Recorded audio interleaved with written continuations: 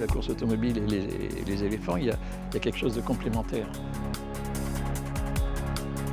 La course, ça t'apprend à te battre dans la vie, et l'éléphant, ça t'apprend à être toi-même, à voir où tu es et à voir où tu dois aller, etc.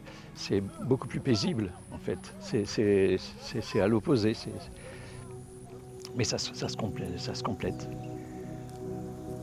J'ai rencontré François pour la première fois en Thaïlande lors d'un reportage pour l'émission 30 millions d'amis. L'histoire est belle et étonnante, c'est celle d'un Français qui a tout lâché et parti à l'autre bout du monde avec sa famille pour réaliser un rêve, vivre entouré d'éléphants.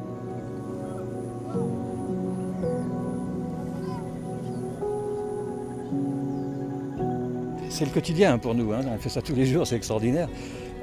Et là en plus, oui, seul avec les enfants, les éléphants qu'on aime par-dessus tout, ils sortent de la baignade, ils sont dans de bonnes conditions parce qu'ils ont besoin d'hydrater leur peau, donc ils l'ont fait en jouant.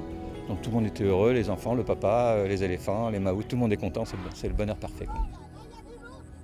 Cette interview date de 2010. En 13 ans, il s'est passé beaucoup de choses, du bon et pas mal de coups durs. Aujourd'hui, je retrouve François dans le Var. Il est de passage en France et se replonge dans sa jeunesse, dans sa première passion, la course auto. Regarde-moi s'il te plaît, voilà, comme la photo grise là, l'ancienne photo. Parfait. Ça a commencé quand j'étais tout petit, la passion, hein. Et ensuite, j'ai baigné dans la course automobile quand j'avais 16 ou 17 ans, en tant que mécanicien de course. Et puis après ça, j'étais dedans carrément.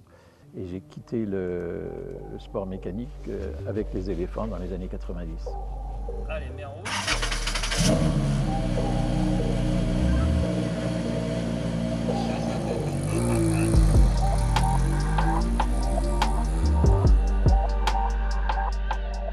C'est très curieux parce qu'après une interruption de 45 ans, eh bien, on retrouve des gestes, tenir le volant, regarder la piste.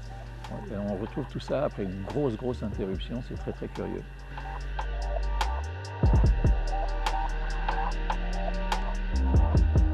Un éléphant et une voiture de course, ça peut surprendre, et pourtant il y a une complémentarité entre les deux. L'éléphant, c'est le symbole de la nature, de la vie sauvage, de la protection de l'environnement et de la protection de la vie animale. Et la course automobile, ça n'a rien à voir avec ça, mais c'est le seul sport qui participe de façon très active à la protection de l'environnement. Cette prise de position, ces deux passions qui se rejoignent, sont au cœur du nouveau livre de François, le titre « Le miracle de la Lune ». En fait, c'est autobiographique, hein. Je raconte tout ce qui nous est arrivé ces 2 dernières années. Il y avait de quoi raconter, de toute manière. Il y a eu des rebondissements dans tous les sens, des choses magnifiques, des choses épouvantables, il y a eu de tout. Et aujourd'hui, eh bien, j'ai fait le point, j'ai expliqué le pourquoi du comment, et puis je pense qu'on va pouvoir repartir sur un bon pied pour de nouvelles aventures, parce que c'est pas fini.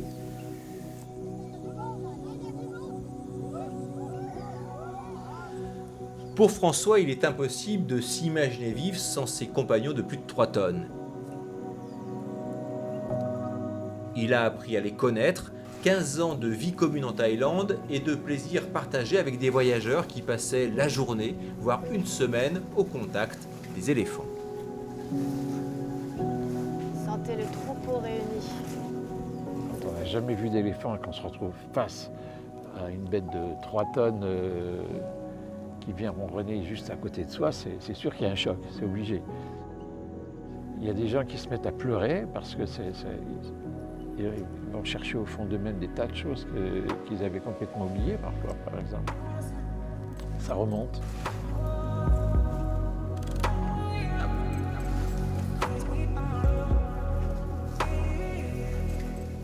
C'est des larmes de joie, de bonheur, parce qu'on a les yeux fermés, on sent que les éléphants arrivent sur toi, et les voir si près, c'est trop fort. C'est trop fort. Toujours plein d'émotions, ça fait 3 jours qu'on est là et ça fait 3 jours que ça monte tout le temps et que c'est toujours différent.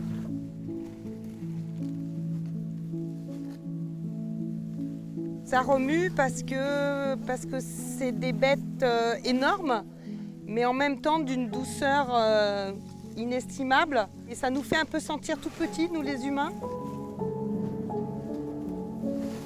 L'éléphant comprend beaucoup de choses. Ils sont très attentifs à nous. Et ça surprend souvent, ça peut bouleverser. Ils sortent d'un rythme de vie occidental qui est très contraignant par certains côtés. Là, le temps s'arrête, et en l'espace d'une journée, ils effacent plein de choses. C'est vraiment, j'allais utiliser le terme thérapie, c'est l'éléphant qui est thérapeute en l'occurrence.